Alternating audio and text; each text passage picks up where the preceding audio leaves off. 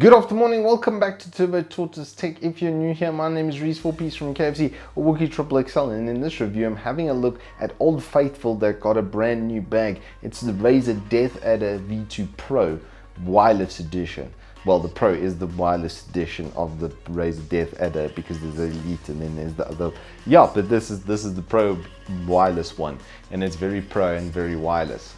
I jest, but actually it is very pro and very wireless, to the point that the wireless technology on this is so good that it's literally identical to being cabled. It gives me very much Logitech G Pro vibes as far as the wireless goes. It's absolutely seamless, absolutely one for one, and absolutely no loss of tracking or performance. And it had been stigmatized continuously throughout the early days because the 2.4 gigahertz wireless stuff was pretty sketchy.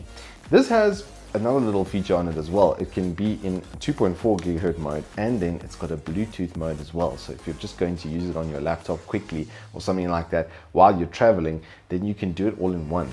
And they've quite nicely stored the 2.4 gigahertz channel on the mouse as well. There's actually this little storage port underneath the bottom here where you can put your wireless dongle in here for when you're busy traveling. So you can take it with you all in one piece. You can charge it up once and go and feasibly use it somewhere for a day very, very comfortably, which brings me to my next point of battery life, which is really, really good, all things considered.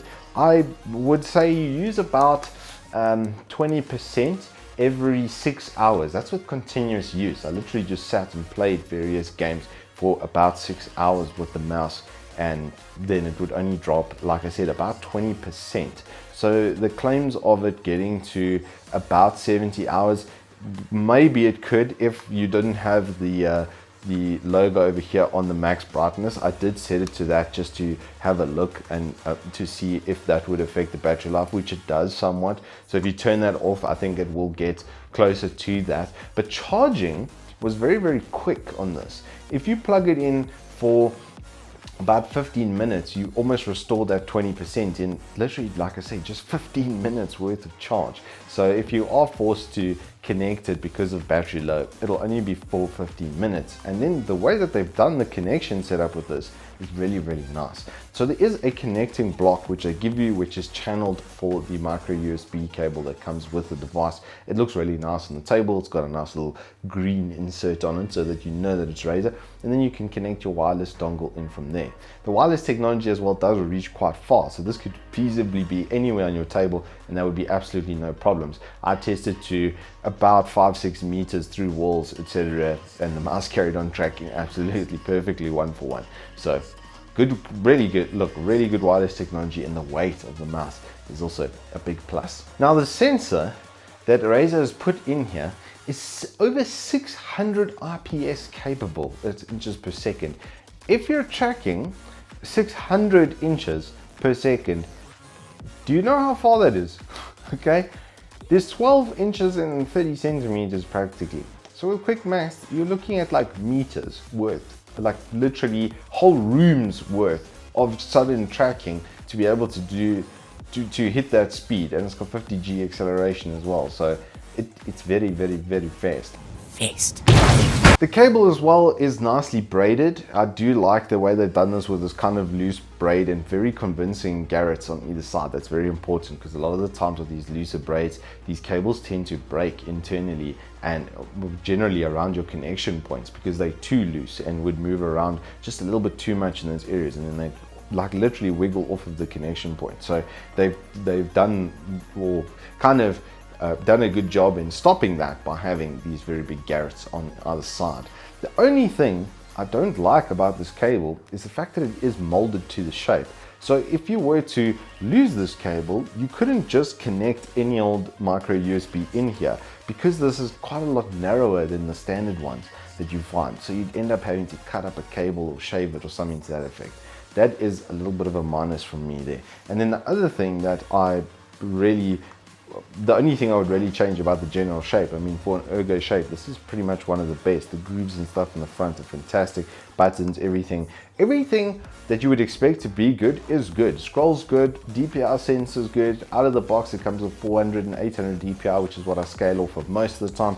In the software, you can customize it endlessly. You can macro any button on the mouse as well. Razer Synapse software has come a really long way, and it is very, very good at the moment. I experienced it a lot more with the Razer Huntsman Mini as well. And for the execution of this mouse and for this sort of default setup with the double thumb button setup for FPS gaming, it is absolutely phenomenal. The only thing I would change on the shape of this whole mouse is just here on the front right hand corner. It is a little bit sharp, so when you're using the mouse and your finger is scraping against that, it's less than ideal. It does make it just a little bit uncomfortable. Now the mouse does come with quite a hefty price tag attached to it. After using it for a little while, and with the weight and battery power considered in that, I thought that about 2,000, sort of just over that, would be quite fair for it. It does have a little bit more premium than that. You're looking at about 2,700 Rand to get yourself this mouse. But with that wireless technology, I have been using it since I got it, which was on Monday. And it being Thursday now, I actually haven't felt the need to switch back to my other mouse. And that's just because of how convenient the wireless technology is and how good the tracking is. I had absolutely no problems in any of the games I've played. I am testing a 34-inch ultra wide, which is on 75 Hz at the moment. And even in FPS games, going from my normal 144 to 75, it is noticeable visually, but it really didn't affect my performance that much. And I can only put it down to how good this mouse is. And before I forget, another nice little touch that they did with this is you can modify the lift off distance. So for me personally, I tend to sweep and lift quite a lot. I do a lot of these kind of movements. So the fact that I can modify that lift off distance was absolutely fantastic, because that can make or break a product for me a lot of the time. All in all, I do really like it.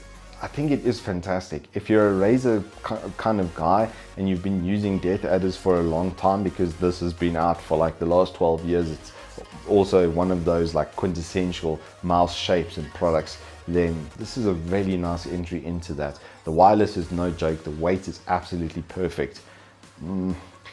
Just the price, that's the only thing that I think it is a little bit premium, but you get all the software and that sort of stuff. So if you were worrying about spending the money, that it wasn't going to be worth it, the wireless wasn't going to be good, etc., then don't have any worries there. Anyway, that is all we have time for in this review. If you have enjoyed it, then hit us up with a like and subscribe, and I'll see you on the flip side.